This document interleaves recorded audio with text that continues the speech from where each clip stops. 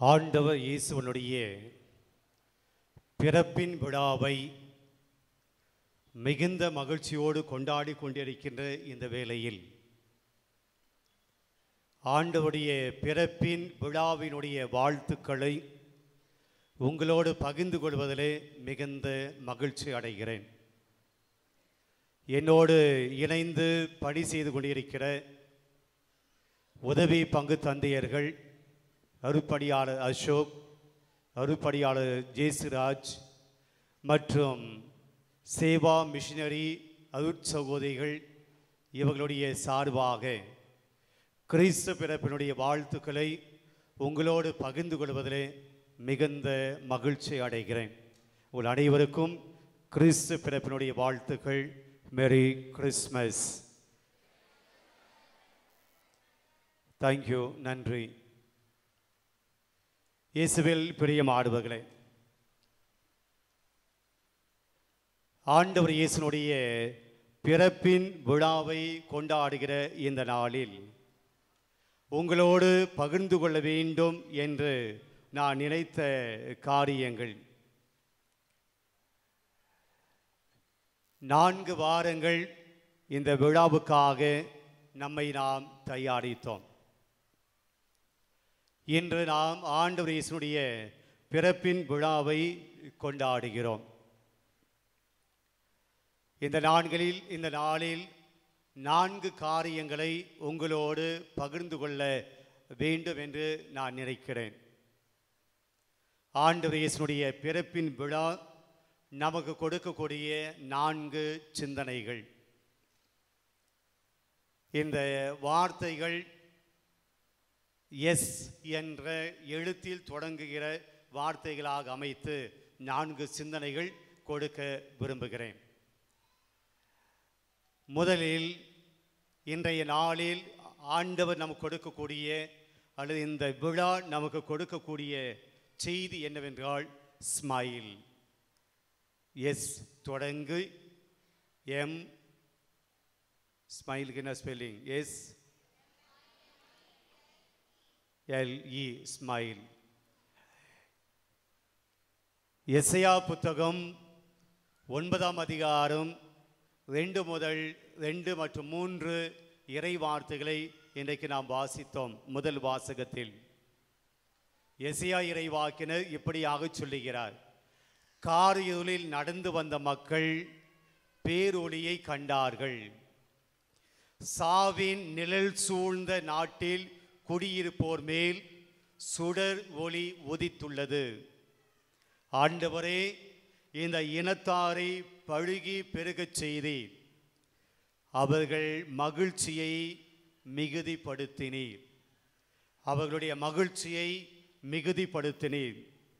அறுவடை நாளில் மகிழ்ச்சியுறுவது போல உம் திருமுன் அவர்கள் அகமகிழ்கிறார்கள். கொள்ளை பொருளை பங்கிடும்போது அக்களிப்பது போல களி கூறுகிறார்கள்.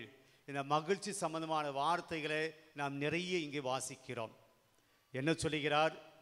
அவர்கள் மகிழ்ச்சியை மிகுதிப்படுத்தினீர்.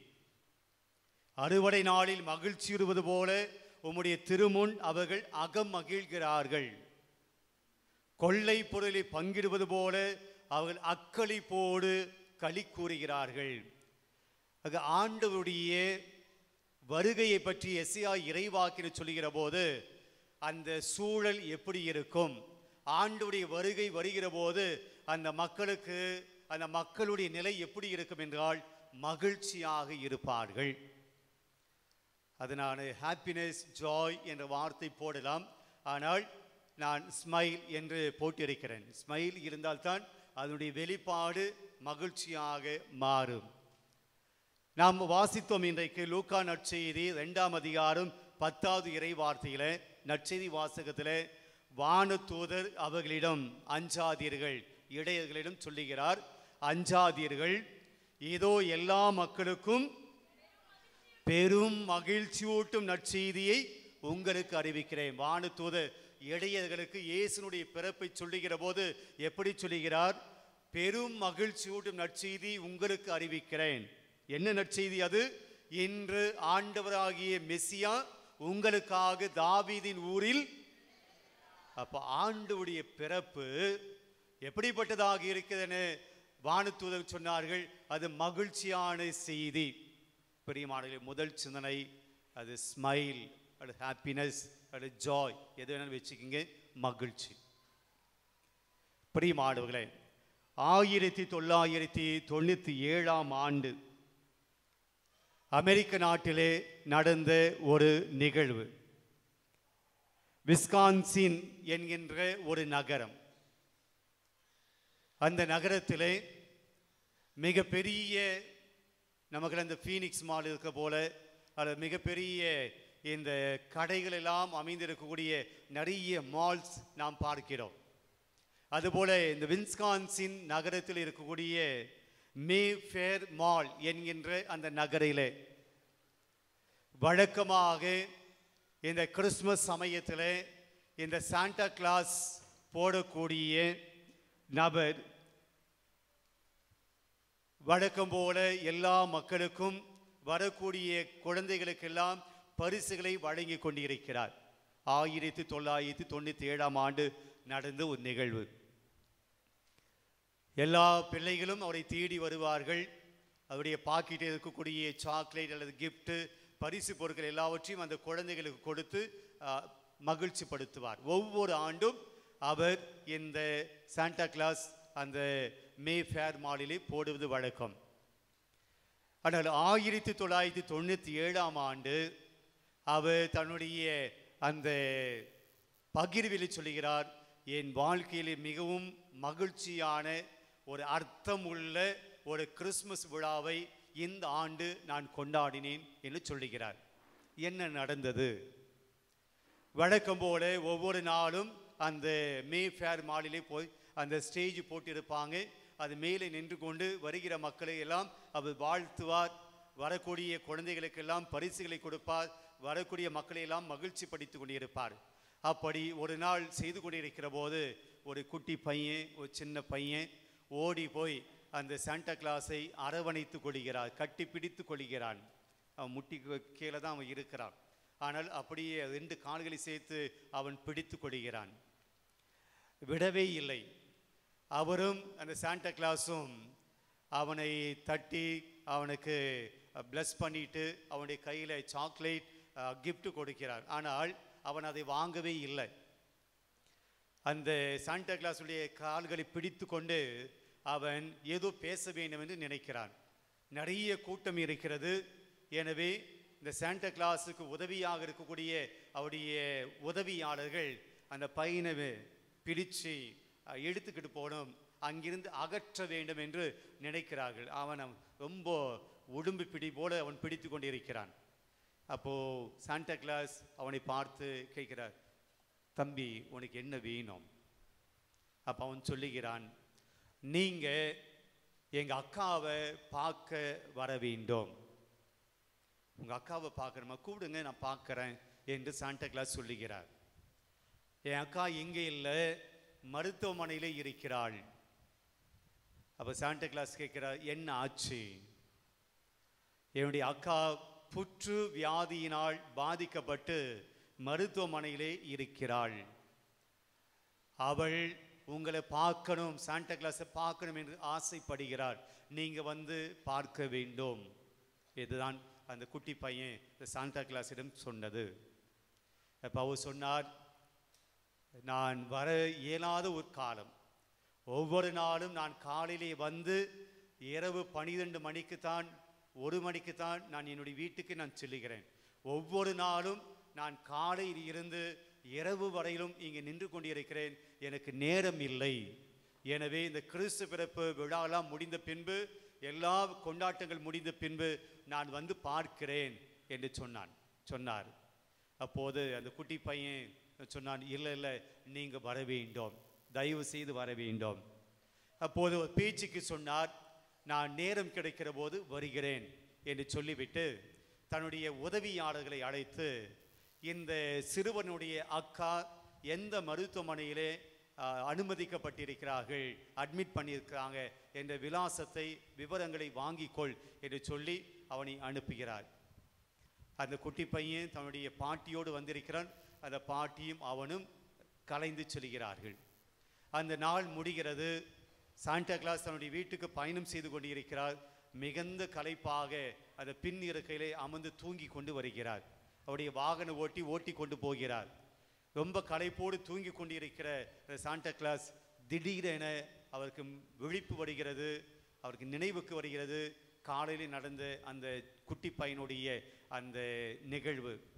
உடனடியாக தன்னுடைய வாகன ஓட்டியிடம் கேட்கிறார், அந்த ஹாஸ்பிட்டலுக்கு போக முடியுமா? அவர் சொல்ல, ஏற்கனவே மணி 1, இரவு 1 மணி ஆகிவிட்டது. இப்போ நாம் போனாலும் கூட அந்த ஹாஸ்பிட்டலில் உள்ளே விடுவாங்களா இல்லையான்னு தெரியல, எப்படி என்று சொல்லுகிற போது, இல்லை ட்ரை பண்ணி பார்க்கலாம் என்று சொல்லி வாகனத்தை ஹாஸ்பிட்டலை நோக்கி ஓட்டச் சொல்லுகிறார். அங்கே போய் சென்று சேருகிறார்கள். தன்னுடைய சாண்டா கிளாஸ் உடையை மீண்டும் அவர் அணிந்து கொள்கிறார். அந்த சாண்டா கிளாஸ் பாடக்கூடிய அந்த பாடலை பாடிக்கொண்டு மருத்துவமனைக்கு செல்கிறார். அந்த வார்டிலே அந்த சிறுமி இருக்கிறார், சாராள் அவளுடைய பெயர். 8 வயது சிறுமி. அது உள்ளே சொல்லுகிறார். அந்த பாடல்களை பாடிக்கொண்டு போகிறார். அந்த அறைக்குள்ளே அந்த சிறு பையன், அவனுடைய பாட்டி, அவனுடைய அம்மா, படுத்த படுக்கையாக இருக்கக்கூடிய சாராள். ஆக அந்த பாடல்களை பாடி அருகாமையிலே சொல்லுகிறார். அந்த பெண்ணுடைய சாராளுடைய கையை பிடிக்கிறார். அவள் விழித்து பார்க்கிறாள். சாண்டா கிளாஸ் முன்பாக இருக்கிறார். அப்படி லைட்டாக கண்ணில் கொஞ்சம் தண்ணீர். அந்த பெண்ணுடைய அந்த சாராளுடைய கண்களில் கொஞ்சம் கண்ணீர் வடிந்து கொண்டிருக்கிறார். அங்கே இருக்கக்கூடிய அந்த அம்மா, சாராளுடைய அம்மா அழுது கொண்டிருக்கிறாள். 8 வயசில் ஒரு பொண்ணுக்கு புற்று வியாதி, கேன்சர் வியாதி என்றால் ஒரு தாயினுடைய நிலைமை எப்படி இருக்கும்? ஆக சாண்டா கிளாஸ் அந்த பாடல்களெல்லாம் பாடுகிறாள். பாடிவிட்டு கடைசியாக சாராளிடம் கேட்கிறார், நீ வானதூதரை நம்புகிறாயா? Are you believe angels? அந்த சாராள் சொல்கிறார், ஐ பிலீவ், நான் நம்புகிறேன். சரி, இப்போது நாம் ஜெபிக்கலாமா என்று கேட்கிறார். அந்த பெண் தலையாட்ட பேச முடியலை, தலையாட்டுகிறாள். எல்லோரும் சேர்ந்து ஜெபிக்கிறார்கள். இந்த சைலண்ட் நைட் அந்த பாடலை அவர் பாடுகிறார். ஜெபித்து விட்டு அவர் கிளம்பும்போது சொல்லுகிறார், சாராள், அடுத்த ஆண்டு மே ஃபேர் மாலிலே நான் உன்னை சந்திக்க வேண்டும். மே ஃபேர் மாலிலே அவர் அங்கே தான் இருப்பார், சாண்டா கிளாஸ். அந்த இடத்துல நான் உன்னை சந்திக்க வேண்டும், நான் சந்திக்க விரும்புகிறேன், நீ வர வேண்டும் என்று சொல்லிவிட்டு கலைந்து போகிறார். 1998ஆம் ஆண்டு அதே சாண்டா கிளாஸ் அதே மே ஃபேர் மாலிலே எல்லா மக்களுக்கும் மகிழ்ச்சி படித்து கொண்டிருக்கிறார். வரக்கூடிய எல்லா குழந்தைகளையும் அவர் வரவேற்று கொண்டிருக்கிறார், பரிசுகளை கொடுத்து கொண்டிருக்கிறார். ஒரு சிறுமி ஓடி வருகிறாள். ஓடி வந்து சாண்டா கிளாஸை அரவணைத்துக் கொள்கிறாள், கட்டி பிடித்துக் கொள்கிறாள். என்னை தெரிகிறதா என்று கேட்கிறாள். அந்த சாண்டா கிளாஸ், சாரி, நான் நிறைய பேரை, நிறைய சிறுமிகளை, நிறைய பிள்ளைகளை பார்க்கிறேன், எனக்கு ஞாபகம் இல்லை. அப்போது அவள் சொல்லுகிறாள், சாராள் சொல்லுகிறாள், நான் கடந்த ஆண்டு புற்று வியாதியால் பாதிக்கப்பட்டவள். நீங்கள் என்னை பார்க்க வந்தீங்க, அடுத்த ஆண்டு நீ என்னை பார்க்க வரணும் அப்படின்னு நீங்கள் சொன்னீங்க, நான் வந்துட்டேன். சாண்டா கிளாஸ் சொல்லுகிறார், நீயா அது? தலையில் ஒரு முடி கூட இல்லாமல் மொட்டை தலையாக, முகமெல்லாம் வாடி போய், உடலெல்லாம் நொறுங்கி போய், இந்த எலும்பும் தோலுமாக இருந்த அந்த சாராளா நீ ஏஞ்சல் போடு இருக்கிறாய், வானத்துறை போடு இருக்கிறாய் என்று சொல்ல அந்த பாட்டி அம்மா சொன்னாங்க, நீங்கள் கொடுத்த நம்பிக்கை தான் இன்றைக்கு எங்களுடைய பேத்தி உங்கள் முன்னாடி நிற்கிறாங்க. நீங்கள் அன்றைக்கு மருத்துவமனைக்கு வரலை அப்படின்னா என் பேத்தி இறந்து போயிருப்பாள். உங்களுடைய வருகை எங்களுடைய சாராளுக்கு வாழ்க்கையிலே மகிழ்ச்சியை கொடுத்தது, எங்கள் குடும்பத்துக்கு பெரிய மகிழ்ச்சியை தந்தது. ஒரு கிறிஸ்மஸ் தாத்தா, ஒரு சாண்டா கிளாஸினுடைய வருகையே புற்றுநோயினால் பாதிக்கப்பட்ட ஒரு சிறுமிக்கு வாழ்வு கொடுக்க முடியும் என்றால், ஒரு சாண்டா கிளாஸினுடைய வருகை புற்று வியாதியால் பாதிக்கப்பட்ட ஒரு பெண்ணுக்கு மகிழ்ச்சியை கொடுக்க முடியும் என்றால், ஆண்டவர் இயேசுனுடைய வருகை நமக்கு நிச்சயமாக மகிழ்ச்சியை கொடுக்கும். இன்றைக்கு ஒருவேளை நாமும் கூட சாராளுடைய மனநிலையிலே அந்த ஒரு சூழலில் இருக்கலாம். ஒருவேளை புற்று வியாதி இல்லாமல் இருக்கலாம், ஆனால் வாழ்க்கை தொலைத்து இருக்கலாம், வாழ்க்கையில் நிறைய கஷ்டங்களை அனுபவித்துக் கொண்டிருக்கலாம். வாழ்க்கையில் நிறைய பிரச்சனைகளே நம்முடைய மகிழ்ச்சியை நாம் தொலைத்து இருக்கலாம். என்னடா வாழ்க்கை இதுன்னு சொல்ல ஒரு வாழ்க்கையை நாம் வாழ்ந்து கொண்டு இருக்கலாம். இந்த வாழ்க்கையை விட இறந்து போவது நல்லது, செத்து போவது நல்லது என்று சொல்லி நம்முடைய கஷ்டங்கள், துன்பங்கள், வியாதிகள், பிரச்சனைகளை நினைத்து நம்முடைய வாழ்க்கையிலே மகிழ்ச்சியை தொலைத்து விட்டு நாம் வாழ்ந்து கொண்டிருக்கலாம். இன்றைக்கு ஆண்டவர் சொல்கிறார், என்னுடைய வருகை உங்களுக்கு மகிழ்ச்சியை கொடுக்கும். Praise the Lord, praise the Lord, praise the Lord. இதை நாம் நம்புறோம். சாராள் அவள் நம்பினாள். நீ அடுத்த ஆண்டு என்னை பார்க்க வர வேண்டும் என்று சாந்தா கிளாஸ் சும்மா தான் சொன்னார். ஆனால் அவர் சொன்னதை சாராள் நம்பினாள். என்னுடைய புற்று வியாதியிலிருந்து நான் குணமடைவேன் என்று நம்பினாள். அவள் சுகம் பெற்றாள். பிரியமானவர்களே, ஆண்டவர் இயேசுனுடைய கிறிஸ்து பிறப்பினுடைய வருகை, ஆண்டவர் இயேசு இந்த உலகத்திலே மனிதனாக குழந்தையாக பிறந்த இந்த வருகை, இந்த நிகழ்வு இன்று என் குடும்பத்துக்கு வாழ்வு கொடுக்கும், சந்தோஷத்தை கொடுக்கும், மகிழ்ச்சியை கொடுக்கும் என்று யார் நம்புகிறோமோ அவர்களுடைய வாழ்க்கையிலே மகிழ்ச்சியை பெற்றுக்கொள்வோம். Praise the Lord. பிரியமானவர்களே, இன்றைக்கு நாம் மகிழ்ச்சியை வேறு இடங்களில் தேடிக்கொண்டிருக்கிறோம். இன்னைக்கு உலகத்தில் இருக்கக்கூடிய எல்லா மனிதர்களுக்கும் இருக்கக்கூடிய காமனான ஒரு ஃபேக்டர் என்ன, பொதுவான ஒரு ஃபேக்டர் என்னவென்றால், இந்த உலகத்தில் இருக்கக்கூடிய எல்லாருமே மகிழ்ச்சியோடு வாழ விரும்புகிறோம். எல்லாருமே மகிழ்ச்சியை நாம் தேடிக்கொண்டிருக்கிறோம். மகிழ்ச்சியான வாழ்க்கையை நாம் எதிர்பார்த்து கொண்டிருக்கிறோம். என் வாழ்க்கை மகிழ்ச்சியா இருக்கணும், என் பிள்ளைகளுடைய வாழ்க்கை மகிழ்ச்சியா இருக்கணும். அது படித்தவர்களானாலும் சரி, படிக்காதவர்களானாலும் சரி, பெரியவர்களானாலும் சரி, சிறியவர்களானாலும் சரி, பணக்காரர்களானாலும் சரி, ஏழைகளானாலும் சரி, எல்லோருமே மகிழ்ச்சியை தேடிக்கொண்டிருக்கிறோம். இந்த மகிழ்ச்சி எங்கே கிடைக்கும் என்று நாம் போய்கொண்டிருக்கிறோம் என்றால், இந்த உலக பொருட்கள் நமக்கு கொடுக்கும். இந்த பணம் எனக்கு மகிழ்ச்சியை கொடுத்து விடும். இந்த செல்வங்கள் எனக்கு மகிழ்ச்சியை கொடுக்கும். இந்த உலகத்தினுடைய ஆட்டம் பாட்டங்கள் எனக்கு மகிழ்ச்சியை கொடுக்கும். இந்த உலகத்தினுடைய புகழ், செல்வாக்கு எனக்கு மகிழ்ச்சியை கொடுக்கும். ஆனால் இதுவரையிலும் நாம் முழுமையான மகிழ்ச்சியை அடைந்த பாடு இல்லை. யாராவது இங்கே இதுக்கு மேலே எனக்கு மகிழ்ச்சியை தேவையில்லை ஃபாதர், அவ்வளோ மகிழ்ச்சியை நான் இருக்கிறேன், எனக்கு மகிழ்ச்சியை தேட வேண்டிய அவசியம் கிடையாது, முழுமையான மகிழ்ச்சியை நான் அடைந்து விட்டேன், அப்படி யாராவது இங்கே? எல்லோருமே மகிழ்ச்சியை தேடிக்கொண்டிருக்கிறோம். மகிழ்ச்சியான வாழ்க்கை எதிர்பார்த்து கொண்டிருக்கிறோம். என்னைக்காவது ஒரு நாள் எனக்கு மகிழ்ச்சி வந்துடாதா, என் வாழ்க்கையில மகிழ்ச்சி வந்துடாதா, என் குடும்பத்துக்கு மகிழ்ச்சி வந்துடாதா என்று சொல்லி நாம் தேடிக்கொண்டிருக்கிறோம். ஆனால் அந்த தேடுதல் நமக்கு ஒருபோதும் மகிழ்ச்சியை கொடுப்பது கிடையாது. இன்னைக்கு மகிழ்ச்சியான நாளைக்கு துன்பம், கவலை வந்து விடுகிறது. பிரியமானவர்களே, உங்களுடைய நம்முடைய வாழ்க்கை மகிழ்ச்சியாக இருக்க வேண்டும் என்றால் ஒரு 3 காரியங்கள் நாம் பார்க்க வேண்டும். முதல் காரியம், we must accept our reality. நம்முடைய வாழ்க்கையினுடைய நிலைமையை நாம் ஏற்றுக்கொள்ள கற்றுக்கொள்ள வேண்டும். we should accept my life reality. என் வாழ்க்கையிலே நடக்கக்கூடிய சம்பவங்களை நான் ஏற்றுக்கொள்ள கற்றுக்கொள்ள வேண்டும். பிரியமானவர்களே, நம்முடைய வாழ்க்கையிலே இன்பம் வரும், துன்பம் வரும். இன்பம் வருகிற போது நாம் ஏற்றுக்கொள்கிறோம், துன்பம் வருகிற போது ரீஆக்ட் பண்ணுகிறோம்.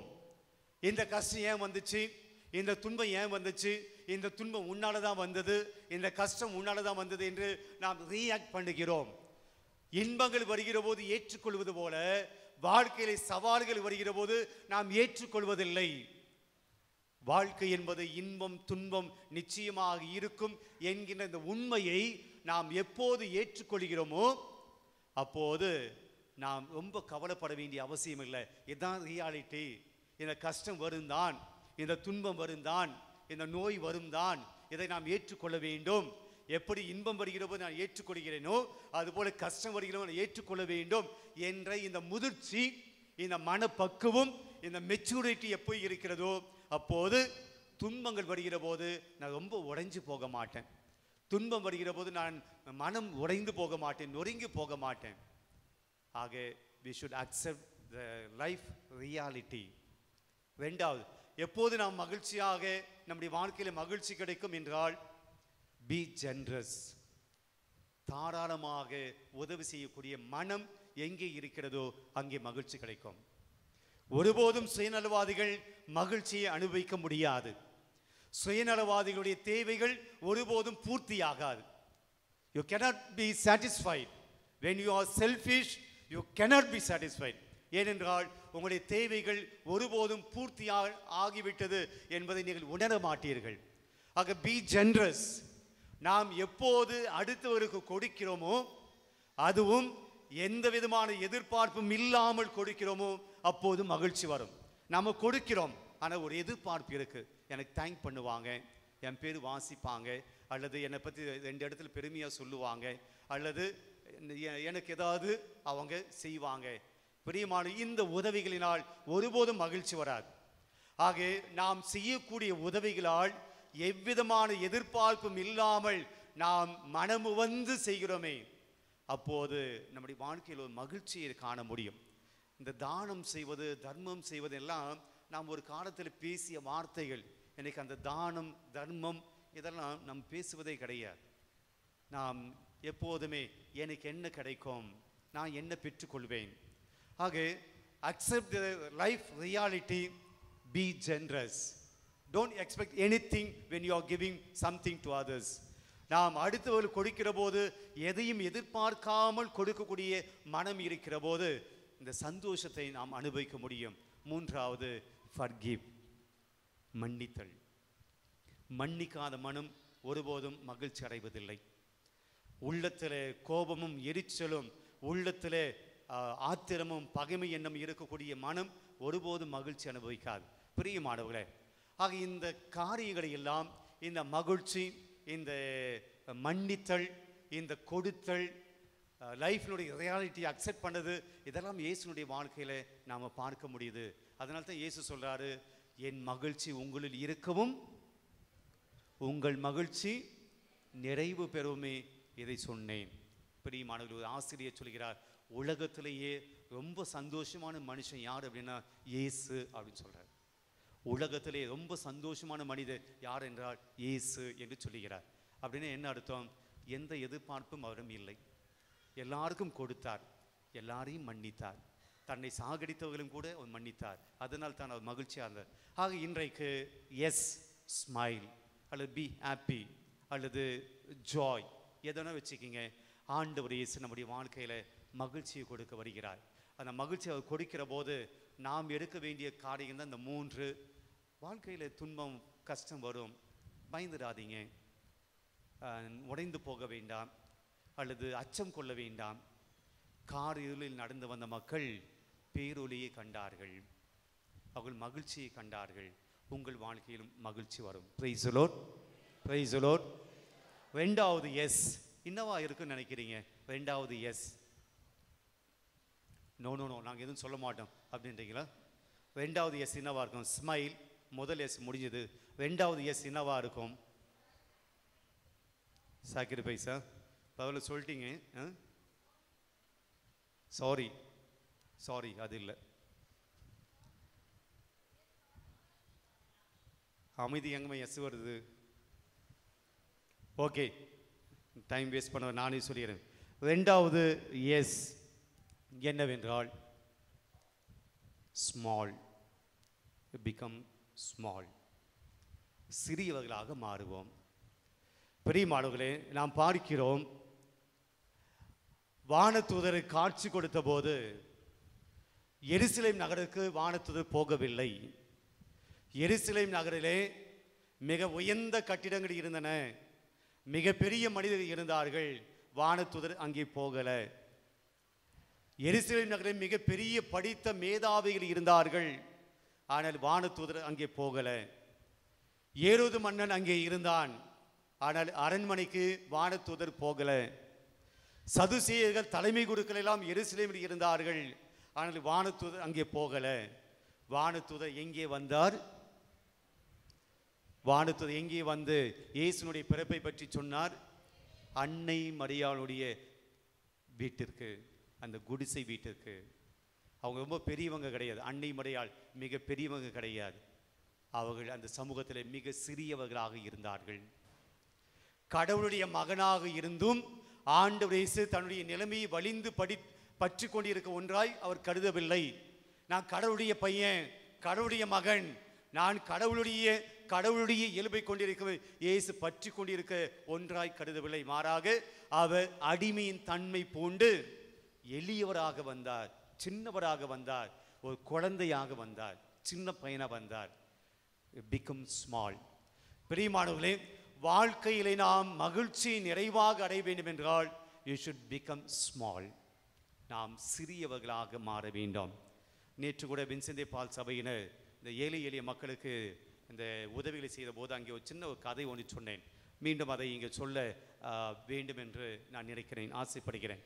ஒரு பள்ளிக்கூடம் அங்கே ஒரு கலை நிகழ்ச்சி ஏற்பாடு செய்கிறார்கள். கிறிஸ்மஸ் விழாவுக்காக கலை நிகழ்ச்சி ஏற்பாடு செய்கிறாங்க. ஒவ்வொரு வகுப்புக்கும் இந்தந்த கலை நிகழ்ச்சி அப்படின்னு சொல்லி பிரின்சிபல் பணி பொறுப்பை கொடுக்கிறார். ஒரு 5ஆம் கிளாஸுக்கு இந்த நடனம் போடணும், 6ஆம் கிளாஸுக்கு நாடகம் போடணும், 7ஆம் கிளாஸுக்கு கேரல்ஸ் பாடணும் அப்படின்னு சொல்லி கிறிஸ்மஸ் நிகழ்வுகளை எல்லாம் அவர்கள் தயாரிப்பதற்காக ஒவ்வொரு டீச்சரை அழைத்து, ஆசிரியரை அழைத்து அவர்களுக்குண்டான பொறுப்புகளை கொடுக்கிறார்கள். அப்படி 5ஆம் வகுப்புக்கு வந்த பொறுப்பு என்னவென்றால் இயேசுனுடைய பிறப்பை நாடகமாக நடித்தல். ஆக அந்த டீச்சர் தன்னுடைய வகுப்பில் இருக்கக்கூடிய பிள்ளைகளை எல்லாம் அழைக்கிறாள். எப்பவுமே டீச்சர்ஸ் என்ன பண்ணுவாங்க அப்படின்னா, இந்த நாடகம், இந்த பேச்சு போட்டி அப்படியெல்லாம் வந்துச்சு, போட்டியெல்லாம் வந்தோன்னா யாரை எடுப்பாங்க, செலக்ட் பண்ணுவாங்க. வகுப்பில் நல்ல படிக்கக்கூடிய, மனப்பாடம் பண்ணக்கூடிய, நல்ல பேசக்கூடிய பிள்ளைகளை தான் எடுப்பாங்க இல்லையா? அப்படியாக இந்த 5ஆம் வகுப்பு டீச்சர் எடுக்கிறாங்க. நல்ல பேசக்கூடிய ஒரு பெண் ஏஞ்சல், நல்ல பேசக்கூடிய மனப்பாடம் பண்ணக்கூடிய ஒருவன் சூசையப்பர், நன்றாக பேசக்கூடிய ஒரு பெண் அவள் மரியாள், நன்றாக பேசக்கூடிய 3 பேர் இடையர்கள், நன்றாக பேசக்கூடிய 3 பேர் ஞானிகள். அப்படி கொஞ்சம் நல்லா பேசக்கூடியவங்க, சத்திரத்தில் இடமில்லை சொல்லக்கூடியவங்க, இப்படி எல்லாரையும் எடுத்து ப்ராக்டிஸ் பண்ணுறாங்க. அப்போது படிக்காத அல்லது மக்கு பையன், படித்தாலும் மனசில் இருக்காத, ஞாபகம் இருக்காத ஒரு பையன் டீச்சர்கிட்ட வந்து, டீச்சர் நான் நடிக்கணும், எனக்கும் கொஞ்சம் வாய்ப்பு கொடுங்க. டே, நீ ஒரு வசனம் கூட ரைட்டாக பேச மாட்டேன், எல்லாம் தப்பாக பேச வேண்டாம். ஆனால் அந்த பையன் விடலை, நான் கண்டிப்பாக நடிக்கணும். சரி, இவனுடைய அடம் பிடித்தலை பார்த்த அந்த டீச்சர், சரி ஓகே, இதுதான் உன்னுடைய கேரக்டர், இதுதான் உன்னுடைய கதாபாத்திரம். என்னது? சத்திரத்தில் இடமில்லை என்ற ஒரு வார்த்தை மட்டும் நீ சொல்லணும். மாதா வருவாங்க, இயேசு வருவாங்க, இடம் கேட்பாங்க, நீங்கள் சொல்ல வேண்டிய பதில் என்ன? இப்போ உங்கள் பேசுறதுக்கு வழி இல்லை பொழுது. என்ன சொல்லணும்? சத்திரத்தில் இடம் இல்லை அப்படின்னு சொல்லணும். ஓகே, அந்த 23ஆம் தேதி வந்துடுச்சு. எக்ஸாமில் எழுதி முடிச்சிட்டாங்க. அங்கே கிறிஸ்மஸ் நிகழ்வு, ஒவ்வொரு நிகழ்வும் அப்படியே அழகாக சூப்பராக நடந்து கொண்டு வருகிறது. சீஃப் கெஸ்ட்டு இருக்கிறாங்க, பெற்றோர்கள் வந்திருக்கிறார்கள், பிள்ளைகள் இருக்கிறார்கள், எல்லாம் நிறைய க்ரௌட். நாடகம் போய்கொண்டே இருக்குது. தலைமை ஆசிரியர் முன்னாடி உட்காந்துருக்க, கெஸ்டெல்லாம் முன்னாடி உட்காந்துருக்காங்க. ஒவ்வொரு வகுப்பாக போகுது. இப்போது 5ஆம் வகுப்பு இயேசுனுடைய பிறப்பின் நாடகத்தை நடித்து காட்டுவார்கள் அனௌன்ஸ் பண்ணிட்டாங்க. ஏஞ்சல் வராங்க, அவங்களுடைய வசனத்தை மிக அழகாக சொல்லுகிறார்கள். ஏஞ்சலுடைய வசனத்தை கேட்டு மரியாள் தன்னுடைய பதிலை மிக அழகாக ஏஞ்சலுக்கு சொல்கிறாங்க. அந்த சீன் முடியுது. அடுத்து ஏஞ்சல் வராங்க. யார் காட்சி கொடுத்தாங்க? சூசேப்புக்கு காட்சி கொடுத்தாங்க. ஏஞ்சல் பர்ஃபெக்டாக பேசினாங்க, சூசேப்பும் பர்ஃபெக்டாக பேசினாங்க. அடுத்த 3ஆவது சீன், மரியாவும் சூசேப்பும் ஒன்றாக நாசரேத்திலிருந்து எங்கே போகிறார்கள்? பெத்லகேம் போகிறார்கள். அங்கே தான் இயேசு பிறக்க வேண்டும். பெத்லகேம். 3ஆவது சீன் அது முடியுது. 4ஆவது சீன், இங்கே சத்திரத்தில் அவர்கள் இடம் கேட்கக்கூடிய சீன். 3 சத்திரம் இருக்கிறது. 3 பிள்ளைகள், 3 பசங்க நிற்கிறாங்க. டீச்சர் சொன்ன போல முதல்ல கொஞ்சம் நல்லா படிக்கக்கூடிய அந்த சத்திரத்துக்கு போ. ஆக சூசேப்பு மாதா போகிறாங்க. சூசேப்பை கேட்கிறார், இங்கே மாதா என்னுடைய மனைவி கருவுற்றிருக்கிறாள், பிள்ளை பெற்றெடுக்க வேண்டும், இடம் வேண்டும், கொஞ்சம் இடம் கொடுங்க. நல்லா படிக்கிற பையன் தானே, கரெக்டாக டீச்சர் சொல்லி கொடுத்து சொன்னாங்க, இங்கே இடம் இல்லை, சத்திரத்தில் இடம் இல்லை. ஆக சூசேப்பு மரியாள் அடுத்த சத்திரம் போகிறாங்க. அங்கேயும் அதே வசனம், மரியாள் கருவுற்றிருக்கிறாள், அவளுக்கு பேறு காலம் வந்திருக்கிறது, குழந்தை பெற்றெடுக்க வேண்டும், இங்கே சத்திரத்தில் இடமில்லை. பையன் சொல்லிட்டான். இப்போது நம்ம பையன் வருகிறான். மக்கு பையன் அங்கே நிற்கிறான். சூசேப்பு வருகிறார், மரியா வருகிறார்கள். சூசேப்பு அதே வசனத்தை சொல்கிறாரு, மரியாள் பேறு காலம் வந்திருக்கிறது, பிள்ளை பெற்றெடுக்க வேண்டும், இடம் வேண்டும். அவன் சொல்ல வேண்டிய வசனம், சத்திரத்தில் இடமில்லை. ஆனால் சொல்லவே இல்லை. உடனே பின்னாடி டீச்சர் ஸ்கிரீனிங் பின்னாடி இருந்து சத்திரத்தில் இடமில்லை, சொல்லு சொல்லு சொல்லு. அவன் எங்கே சொன்னான்? அப்படியே ஸ்டாப் ஆயிடுச்சு, நாடகம் ஸ்டாப் ஆயிடுச்சு. டீச்சர் பின்னாடி இருந்து சூசேப்பர் டே திருப்பி அதே வசனம் சொல்டா. மீண்டும் சூசேப்பர், மாதாவுக்கு பேறு காலம் வந்திருக்கிறது, இடம் வேண்டும், இடம் கொடுங்க. ஆனாலும் இப்போ அந்த மக்கு பையன் சொல்லவே இல்லை. டீச்சரு பிரின்சிபல் முன்னாடி உட்காந்து செம்ம கடுப்பாயிட்டாங்க. வந்து கூட கெஸ்ட் எல்லாம் அப்படியே மாறி சலசலப்பு, கூட்டத்தில் சலசலப்பு. எந்த அளவுக்கு அப்படின்னா பேரண்ட்ஸை சொல்ல தொடங்கிட்டாங்க, சத்திரத்தில் இடமில்லை, சொல்லு சொல்லு அப்படின்னு சொல்லி. ஆனால் அவன் சொல்லவே இல்லை. திருப்பி சூசேப்பை சமாளிக்கணும் இல்லையா? திருப்பி அதே வசனத்தை சூசேப்பை சொல்கிறார். இப்போது அவன் அப்படியே சூசேப்பை பார்க்குறான், மாதாவை பார்க்குறான். அப்படியே கண்ணில் பொல பொலன்னு கண்ணீர் விடுகிறான். அழுதான் பையன். டேய் பதில் சொல்கிறா அப்படின்னா, வசனம் சொல்கிறா அப்படின்னா அழுது நிற்கிறிய. பின்னாடி டீச்சர் கத்தின்னு இருக்காங்க. அப்போ அவன் சொன்னான், எங்கள் டீச்சர் சொல்ல சொன்னாங்க, சூசேப்பரே மாதாவே உங்களுக்கு இங்கே இடம் எல்லாம் சொல்ல சொன்னாங்க. ஒன்று பண்ணுங்களேன், எங்கள் அப்பா அம்மா கிட்ட கேட்குறேன், நீங்கள் வேணா எங்கள் வீட்டுக்கு வாங்கலேன், அங்கே நான் இடம் கொடுக்குறேன். இதுதான் பிகமிங் ஸ்மால். இதுதான் சிறியவர்களாக மாறுவது. இயேசுவுக்கு இடம் இல்லை என்று என்னால் சொல்ல முடியாது. அதனால்தான் மீண்டும் மீண்டும் இயேசு சொல்கிறார், நீங்கள் சிறியவர்களாக மாறாவிடில் விண்ணரசு உங்களுக்கு இல்லை. இன்றைக்கு உலகத்தில் நாம் எல்லாம் பெரிய ஆளாக இருக்க வேண்டும் என்று விரும்புகிறோம். நான் தான் முதல்வன், நான் தான் பெரியவன், நான் தான் முக்கியமானவன், நான் தான் எல்லாம் என்று இந்த உலகத்தில் நாம் பெரியவர்களாக, முக்கியமானவர்களாக, முதன்மையானவர்களாக இருக்க விரும்புகிறோம். நான் சிறியவனாக இருக்க ஒருபோதும் விரும்புவதில்லை. ஆக இந்த விழா நமக்கு சொல்லிக் கொடுப்பது, கடவுள் தன்மேல் இருந்த ஆண்டவர் இயேசு குழந்தையாக சிறியவராக வந்த விழாவை நாம் கொண்டாடுகிறோம். இயேசு கடவுள் தன்மேல் இருந்தாலும் கூட அவர் ஒரு சின்ன குழந்தையாக மனிதனாக வந்த விழாவை நாம் கொண்டாடுகிறோம். That is the Christmas. Becoming small. நான் சிறியவனாக மாறுவதுதான் கிறிஸ்மஸ். என்னை விட்ட யாரும் கிடையாது, என்னை போல யாரும் கிடையாது, நான் இல்லைன்னா எதுவுமே கிடையாது என்று ஆணவத்தோடு அகம்பாவத்தோடு இருப்பவர்கள் ஒருபோதும் கிறிஸ்மஸ் விழாவை கொண்டாட முடியாது. You should become small. ஆக இரண்டாவது எஸ் என்னது? ஸ்மால். நாம் சிறியவர்களாக மாற வேண்டும். மூன்றாவது எஸ் என்னவா இருக்கும்? நாங்கள் சொல்கிறது ஒன்றத்தையும் நீங்கள் சொல்ல போகிறதில்லை, எது கேட்டுன்னு இருக்கிறீங்க, இதுதானே உங்கள் மைண்டு வாய்ஸு. Okay okay. மூன்றாவது எஸ் சாங்டிஃபிகேஷன். நீங்கள் அதை சொல்ல மாட்டீங்கன்னு தெரியும். சாங்டிஃபிகேஷன் தமிழில் ரொம்ப எளிமையாக சொல்லணும்னா தூய்மைப்படுத்துதல். தூய்மைப்படுத்துதல். ஆண்டவர் இயேசு கடவுளுடைய மகனாக இருந்தாலும் அவர் பிறந்த இடம், ரொம்ப யோசிக்கிறீங்க, அவர் பிறந்த இடம் மாட்டுத் தொழுவம். பிரியமானவர்களே, மாட்டுத் தொழுவம் பளிங்கு கற்களால் ஆனது அல்ல. மாட்டுத் தொழுவம் காஸ்ட்லியான டைல்ஸ் போட்டு அங்கே அமைந்த ஒரு தொழுவம் அல்ல. மாட்டுத் தொழுவத்தில் என்ன இருக்கும்? சாணி இருக்கும். அது முக்கியமாக அதான் சொல்லிட்டீங்க, சாணி இருக்கும். மாடு இருக்கும். முதல்ல மாடு இருந்தால் தான் சாணி இருக்கும். மாடு, ஆடு, வைக்கோல், புல் எல்லாமே இருக்கும். கடைசி நீங்கள் சொன்னதும் இருக்கும். அங்கே நாற்றம் எடுக்கக்கூடிய சாணியும் சிறுநீரும் இருக்கும். It is a dirty place. இயேசு பிறந்த இடம் அது ரொம்ப தூய்மையான இடம் அல்ல. இயேசு பிறந்த இடம் பளிங்கு கற்களால் செய்யப்பட்ட இடம் அல்ல. இயேசு பிறந்த இடம் ரொம்ப காஸ்ட்லியான டைல்ஸ் போட்ட இடம் அல்ல. அலங்காரம் செய்யப்பட்ட இடம் அல்ல. இன்னைக்கு தான் நம்ம பெரிய குடிலெல்லாம் போட்டு நிறைய காஸ்ட்லியான குடில் போட்டு இயேசுனுடைய சுரூபத்தை கொண்டு போய் அங்கே வைக்கிறோம். இயேசு பிறந்த இடம் it is a dirty place. இது நாற்றம் அடிக்கக்கூடிய இடம். இயேசு பிறந்தது சிறுநீர், சாணி எல்லாம் இருந்த இடத்துல தான் இயேசு பிறந்தார். மாடுகள் இருந்த இடத்தில் இயேசு பிறந்தார். இயேசு மாட்டு தொழுவதை பிறந்தனுடைய நோக்கம் என்ன? இந்த உலகம் dirty place. This world is very dirty place. இந்த உலகம் அசுத்தமானது. இந்த உலகம் dirty ஆனது. இந்த உலகம் நாற்றம் அடிக்கிறது. என்ன நாற்றம்? மனசுக்குள்ள. இந்த உலகத்திலே வாழக்கூடிய நாம் எல்லாம் we are become a dirty people. நம்முடைய எண்ணங்கள் சுத்தமாக இல்லை, நம்முடைய மனசு சுத்தமாக இல்லை. நாம் நினைப்பதெல்லாம் கடவுளுக்கு விரோதமான காரியங்கள், பாவங்கள், தூய்மையற்ற ஒரு வாழ்க்கை, பாவத்திலே வாழ்கிற வாழ்க்கை.